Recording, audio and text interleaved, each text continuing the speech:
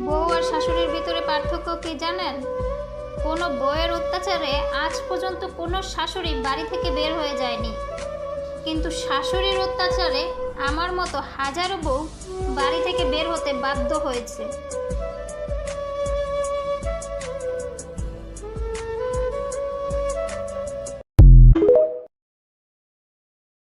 একটা সুন্দর সংসার নষ্ট করার জন্য একটা খারাপ শাশুড়িই যথেষ্ট, যেটা আমার ছিল।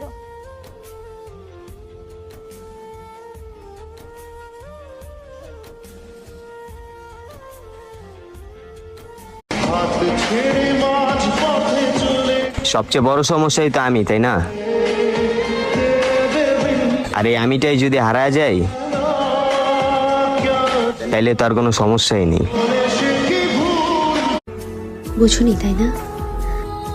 বাদ দাও, আমাকে বোঝার ক্ষমতা তোমার কখনোই হবে না।